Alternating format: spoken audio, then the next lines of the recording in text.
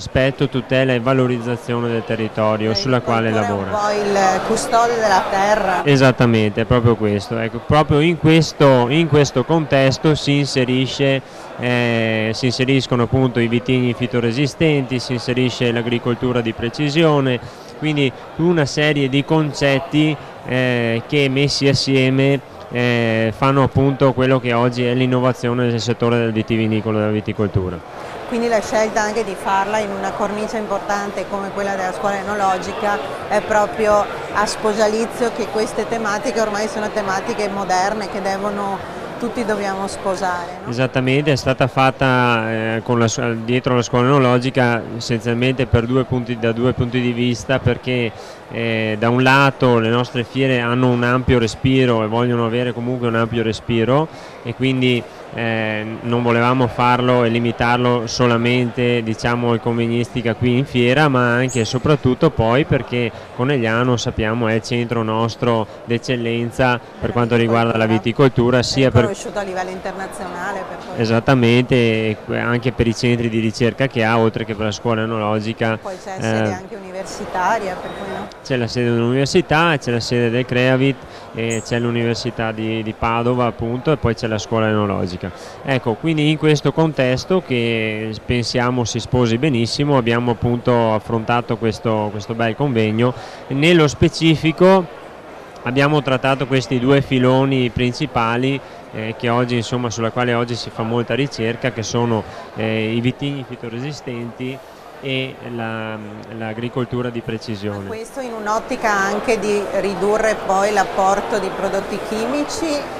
Diciamo, l'agricoltura di precisione e anche i vitigni fitoresistenti hanno comunque vari aspetti in questo senso, che vanno poi a toccare da un lato la riduzione quindi dell'impatto, quindi dell'utilizzo di prodotti chimici, perché basti pensare per esempio a un vitigno resistente che ha bisogno di un minor numero di trattamenti all'anno perché è resistente a determinate tipologie di malattie, per esempio nella viticoltura le due più diffuse che sono peronospora e oidio.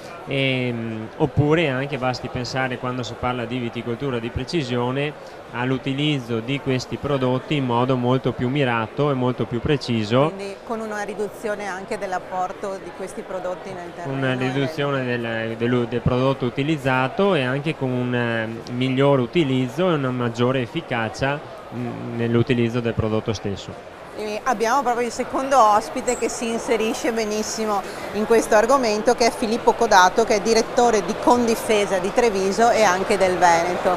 Parlando proprio di viticoltura di precisione, calandoci più sulla pratica, cosa ci può dire?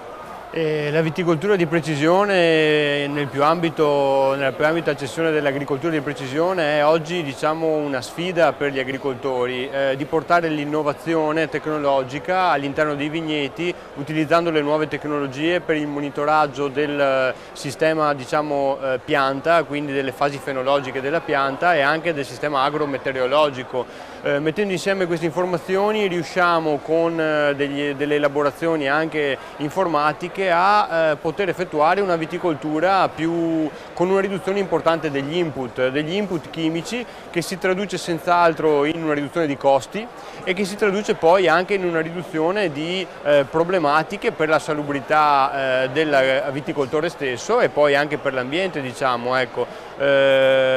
Quindi oggi la viticoltura di precisione è una risposta per un prodotto di maggior qualità, ma anche per migliorare il reddito dell'azienda. In cosa si traduce nel concreto? Concretamente come nel lo concreto, si può spiegare? Certo, allora possiamo dire che la messa a sistema di tutte queste nuove tecnologie, a partire dai dati satellitari, che quindi ci consentono anche una guida, una localizzazione, una geolocalizzazione delle singole piante, poi un sistema di monitoraggio agrometeorologico, la conoscenza sempre più approfondita diciamo, dei cicli di vita anche dei patogeni, e la possibilità di avere anche dei dei sistemi di distribuzione molto più efficienti e più efficaci ci consente, a parità di input, anzi con la riduzione di input chimici, di contenere le malattie sulla pianta.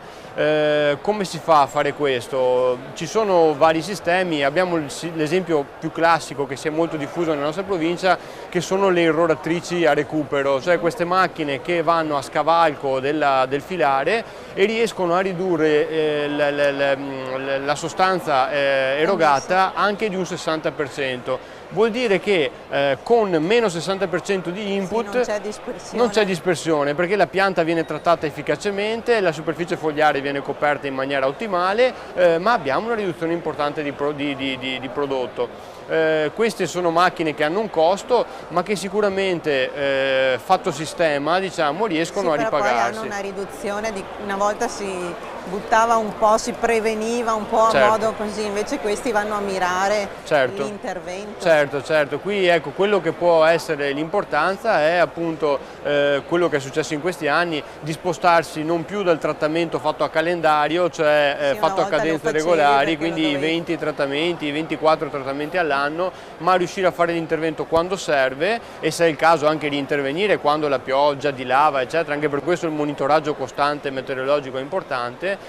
Questo consente, diciamo, una copertura efficace. La viticoltura di precisione è solo riguardo alle malattie o riguarda anche gli altri momenti della vita, la potatura, la vendemmia? Certo, allora diciamo che innanzitutto noi potremmo, e si può fare oggi, mediante dei rilievi aerei o anche tra le file con dei sensori multispettrali, rilevare anche lo stato di salute della pianta, non solo in un preciso momento, ma diciamo anche l'evoluzione dello stato di salute della pianta.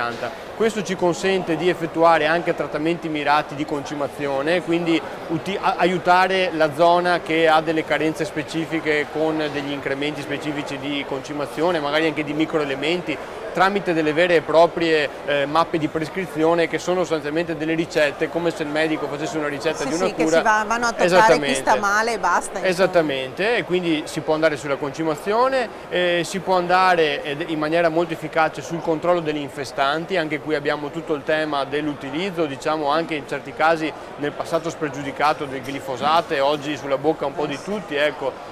Si può riuscire, grazie alla precisione dell'intervento meccanico, grazie al monitoraggio appunto delle fasi fenologiche, a trattare, se si vuole, solo, diciamo, dove è difficile tenere pulito il vigneto. Quindi parliamo di 10-15 centimetri anziché l'intera superficie del vigneto. Sì, quindi è un'agricoltura mirata. Assolutamente. Dove ci sono i problemi noi andiamo a colpire. Assolutamente. Quindi, per chiudere poi con la vendemmia, anche qui fatta in maniera molto precisa e puntuale, addirittura oggi si stanno diffondendo le vendemmiatrici con 2 o più tramogge che durante la vendemmia indirizzano il prodotto in una o nell'altra vasca a seconda della qualità dell'uva. Ecco. Anche questo è agricoltura di precisione. Quindi il tutto in realtà per innovare, per migliorare la viticoltura, ma anche rispetto dell'ambiente, della salubrità dell'agricoltore e dell'utilizzatore finale.